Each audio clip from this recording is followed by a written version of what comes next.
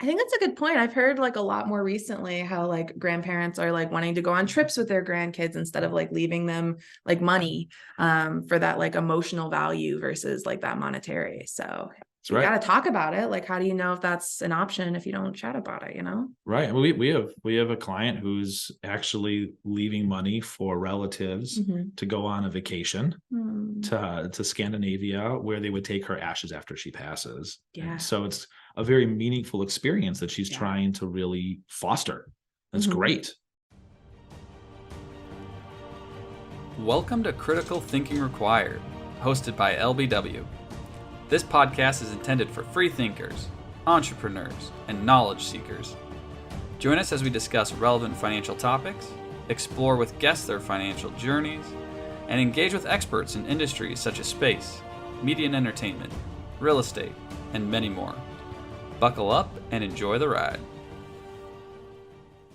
All systems are go. All systems are go. Well, engage warp.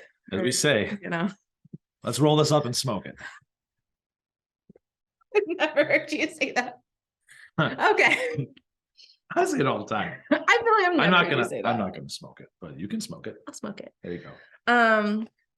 Welcome to Critical Thinking Required. I'm Kennedy. I'm here with Dan, who you may recognize. And today we're going to be continuing our relationships and finance series. Previously, we did a video on talking to your kids about finances as like the parent. But today we're going to do a little flipperoo and we're going to talk about how to discuss finances with your aging parents or loved ones. So as we've discussed previously, this is a very emotionally charged topic. People don't really like to talk about this. It's stressful. You might cry, lots of stuff going on, but it does have to happen, preferably sooner rather than later when you're in the trenches, if you will. And it's something I'm going through too, that I got to talk to my parents about and my loved ones. So luckily today we got Dan here to help us out with that. So Dan, do you have any initial thoughts on this topic? I do. Let's talk about our feelings. So first, this is like Kennedy's mentioning a major role reversal for everybody. Yeah. It's kind of like revenge, right? From the birds and the bees conversation. So adult children, we're going to refer to you a lot, I think, in this talk. You know, this is your chance, right? But no, really, it is actually very challenging. I mean, I too had to have this conversation with my father years ago. And I mean, I had studied finance and been in this industry, and I might as well have done none of that because at the end of the day, you know, I'm still his son. So I don't know jack from a professional sense. And it just can be a really tough conversation like that, let alone this is a very sensitive subject. And again, as we've talked throughout many podcast pieces, and it's people just feel uncomfortable, like it's a taboo subject. It's one that should be handled with delicate hands, but it's not taboo. So these kind of conversations are tough, and I rarely got anywhere with him on the subject matter. So Kennedy and I are hoping that you have more success. But it's hard, like your kids coming to you talking about finances. Like you said, it's a role reversal. It probably feels like some sort of loss of agency, you know? And also, like, I feel like I experienced this recently, but I feel like my family's always going to think of me as the kid. And so I feel like that's something you run into in these conversations as well, I'm learning. Oh, 100%. Yeah. I mean, we see people that are 90 and they call up their 60-year-old children. And I mean, someone was telling us the other week where it's like, I had to tell them, like, you know, I'm 65. I thank you for your concern, but I got this now. But that's always going to be in play. But do you really got this? Maybe not everybody, but to some degree, it's different than when you're 13. You also, just a tip too, when you have these conversations, because of what might come from it, and it is not a bad idea if you can do it with somebody else too, to bring in somebody. Now, sometimes that makes it more uncomfortable, but you don't have this hearsay stuff that goes through, right? Watch out. Make sure you don't make it feel like an intervention, because that might not go the right way. Unless it needs to be an intervention. Good point. Unless you do need an intervention, I guess. But 100% right. So you again, like, ask first if that's okay. Don't just have cousin Joe show up that day, but maybe talk about, does it make sense to have a moderator? Does it make sense to have a medium of some sort or not? Maybe it doesn't, but there are perks to doing that. I know here with some family members, sometimes they may not, let's say, want to talk to Nathaniel about finances. That could just be Nathaniel, but so they might want to talk to Tim or I about it, and it's a comfort thing. And so just be understanding about that. And again, you're going to hear in a lot of this too, just be patient and be sensitive, but these are important. So definitely, encourage the conversation. Yeah, I mean, like I mentioned earlier, this is kind of a process I've personally started with my dad.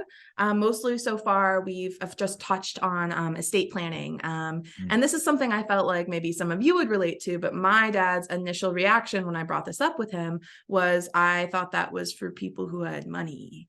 And yes, but also no. It's good for everyone. We should all do estate planning. It's very important. And why is that, Dan? That's very difficult, but that's common, right? Mm-hmm. Where people will say something like, oh, I don't have the money to do it. Well, first of all, money is never about money. That's something that I think we've said on many podcasts. We should say it every single time perhaps, but it's never about money, or at least only about money.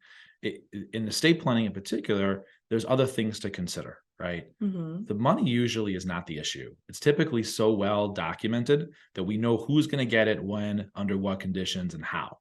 That's not, it still should be talked about and done, but it's the things that cause issues in situations like this happen to be, sentimental typically, or what do you want done with different processes? It's not just about like money and inheritance and stuff. It's about like, when do you want the tube pulled? Right.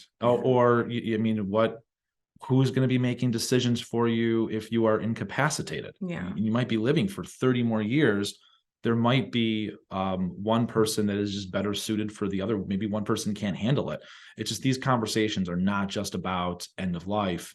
It could be walking into that as well. Yeah. But I think it's important to really dictate out what you want done for yourself in this case, and just putting it to an assumption like someone's going to know and that no one else is going to feel any other feelings that's going to get in the way is typically more so a mistake than not.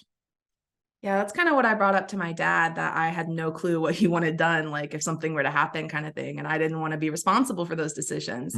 So you parents out there probably don't want to leave your kids to be responsible for making these big decisions if they just don't know your wishes. So right, it's a good call. Well, and addressing the money piece a little bit further, most states, like in Wisconsin, the Department of Health does a great job of providing no-cost documents on some basic concepts like power of attorneys, living will, which is the healthcare directive that Candy's mentioning, a will, which is really important in some states because it's where you would list guardian for minor children.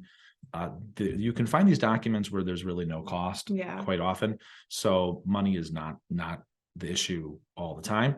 And we're seeing this getting more and more complicated, because when we see, we'll call them unique families get blended together, issues could occur, right? We definitely come across situations where somebody has more assets than somebody else coming into it. And then conversations get had.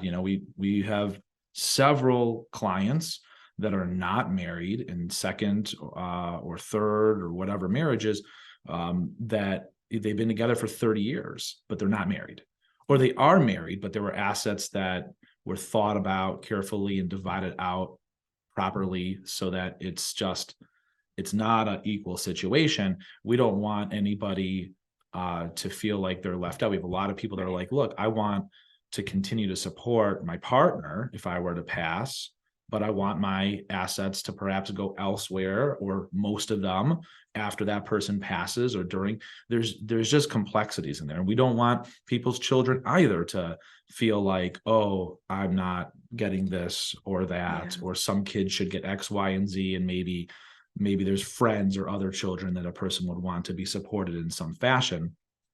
There's a lot of conversation about who gets support and what when it comes to an estate planning conversation that you should be having with your adult parents.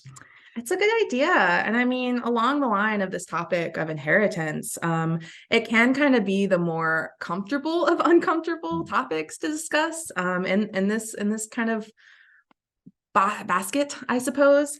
Sometimes estate planning as adult kids, like me, for example, can be kind of complicated because maybe we don't know what we're going to inherit, if we're going to inherit anything. Like I know my family has me in the will.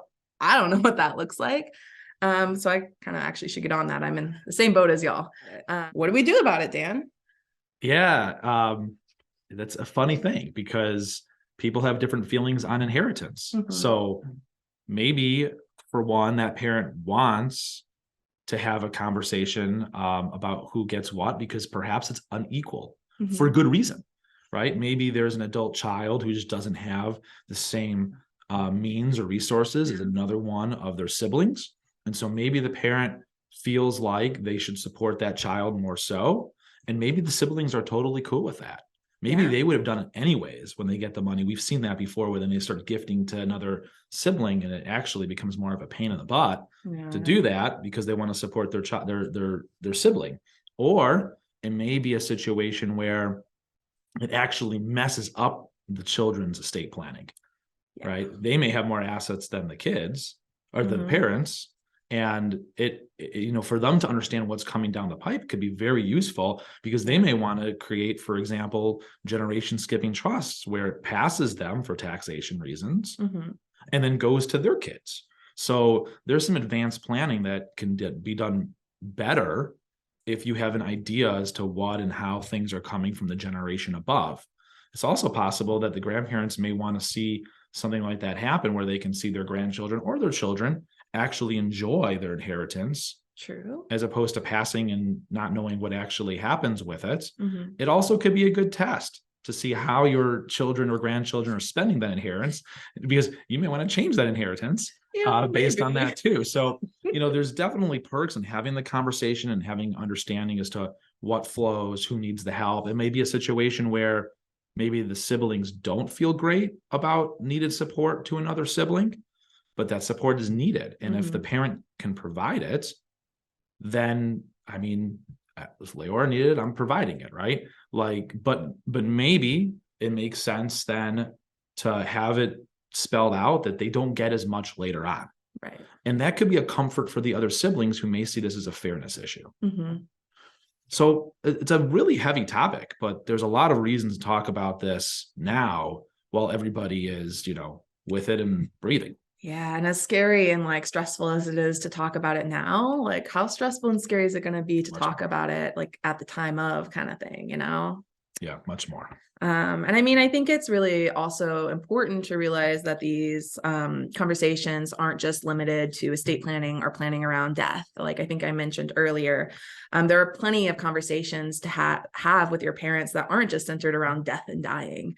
For instance, what happens when adult kids have kiddos of their own? Like maybe, the now grandparents want to provide some sort of something for those grandchildren, as Dan was mentioning earlier. Like, what if it's college planning, or like, what if, I don't know, they want to do like a car fund for the kid, or what if there's a family business involved? Like, how is that going to play out? Like, who gets the business? Like, is the business sold? Like, what's going on? And it's so important to have these conversations so everyone's on the same page. Like, you know what they say about assumptions, right? We do. But Dan, could you give us some insight in some of these topics a little bit, like college planning, business succession, stuff like that? Great things to bring up, Kennedy. Yeah. You can overfund a qualified account, meaning like a 529 plan can be overfunded. Different states have different levels to how much you can put into those kind of plans. They can be great ideas, but there's restrictions. Luckily, just in the last couple of weeks, Secure Act 2.0 has created more flexibilities. It's very exciting. Which is great as to how you can actually convert some of these funds and some of the different usages now. So they're pretty liberal, but there might be other things you want to fund, right, for a child. And it's important then too, if that's the case, you might have other people that are making these funding allocations and you might be duplicating some efforts. And that's a great problem to have, but it still is not optimized. Still a problem. It's still a problem. Yeah. So can that be done better for the benefit of the people that you're trying to mutually help? It's possible, right? So maybe other people can be and should be left money because those efforts are being duplicated. Perhaps. Maybe the grandparent will feel more comfortable if they know that their adult children are taking care of X, Y, and Z. And then perhaps they'll want to fund something else. Maybe it's a trip to a particular experience, or maybe it's help for maybe a potential wedding in the future, or a down payment on a house, or a new vehicle. But again, it's just much more of a collaborative team approach when these conversations get had. Right. I think that's a good point. I've heard like a lot more recently how like grandparents are like wanting to go on trips with their grandkids instead of like leaving them like money for that like emotional value versus like that monetary. So you got to talk about it. Like, how do you know if that's an option if you don't chat about it, you know? Right. We have a client who's actually leaving money for relatives to go on a vacation to Scandinavia, where they would take her ashes after she passes. Yeah. And so it's a very meaningful experience that she's trying to really foster. That's great. Yeah. So there's a lot of things that can be done there, but college is expensive. It's not getting any cheaper. So we really have to be very pinpointed as to how we act in that fashion. And you bring up business succession. Yeah. Tell us a little bit about that, Dan. A lot of things to talk about there. Right. So a whole nother podcast, right? It really is. But I mean, just cliff notes on it. So speaking to the parents in this case, right, as they go and consider their adult children taking over their business, how do you want that business to be divided? Yeah. Do those kids want to take over that business? Do they feel equipped to do so? Right? Are you having conversations about what that looks like? Are there other people who are not part of the family that are involved that may be an uncomfortable transition? Does one child want to do it, one not? If so, do you have conversations about how do I make the other child who's not going to be involved whole, or reverse? If one child is going to be very involved, do they deserve to get more than the other? Maybe, maybe not. Are people actually being put into the same roles? We see that all the time with basically multi-generational businesses that we are quite often involved in, where there may be roles that the children feel are better equipped for themselves, or vice versa. And because there's no conversation, it doesn't really kind of flow into that. So, you know, what capacity do they understand the business? Do you want people really involved? Should it be liquidated? Yeah. No, and maybe it should be. Maybe again, it shouldn't, but are these proper pieces in play? Just decisions that you should make now while you're in the throes of it and you're feeling what it's like, not decisions that should be made at end of life stages when again, people are emotional, so stressed, maybe not thinking clearly, maybe don't have their full capacity at their fingertips. So really complex conversations, better to be had now. Sure. No, please have them now. Listen to us in this podcast. Have these conversations. But that's, having said that, like there's so much to take into consideration. Like these are really, really big topics, like not only emotionally charged, but just very complex. And they do often feel, and I'm feeling this too, again, like I said, they're really hard to start. Like I was like, all right, Dad, so I want to have a serious conversation with you. But I don't always think that's the best way to start it. So Dan, do you have like any tips and tricks for us out here struggling to start these conversations? Yeah, I can think of a few. Yeah, I mean, going back to kind of the beginning of this, if you can do this not alone, there's strength in numbers, don't do it alone. Yeah. Right? Hearsay is not a great thing. You don't need to play a game of telephone. So have the conversation, but yeah, try to have some support for them. Mainly, but also for yourself, right? In these kind of conversations. And as Kennedy mentioned, you know, at the same time, don't make this feel like an intervention. It's already enough pressure, again, unless it has to be. Well, use your judgment. Use good judgment here. But you know, it's a lot of pressure on them. There is a loss of agency, a loss of independence, and people talk about all the time when you take away like the car keys from somebody. This is a major car. This is way more than a car. So keep that in mind about the gravity of the situation, and just, you know, don't be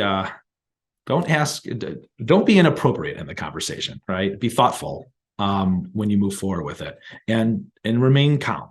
So be sensitive, remain calm, have patience. They, as in your parents that are getting older, like using the word aging, this is very vulnerable for them. It's vulnerable for you too. but Yeah. but they're really having to take the first step in disclosing a lot of thoughts and feelings and wishes here. So give them some space to do that. I will say it's kind of like voting, right? You want to do this as basically as early and often as you can.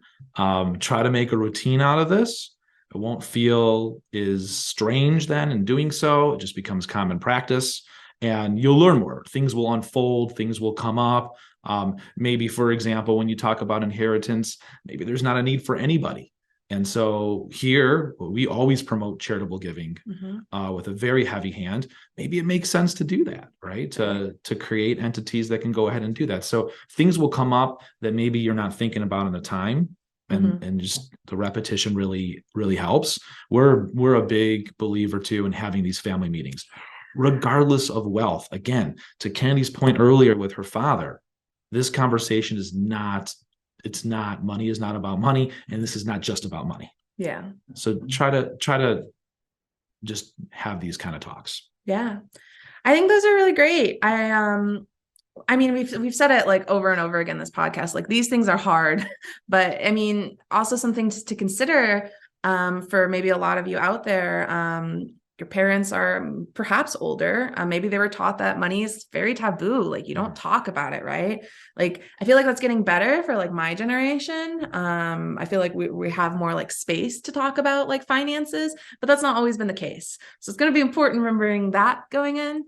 And I think as well, I'm the sociology major. I'm all big on the empathy and stuff. But I do think it is really, really important to like imagine yourself like in this situation when you're going into these conversations, because it will be you one day. This will be me one day. Maybe not with kids but like some loved ones around me kind of thing.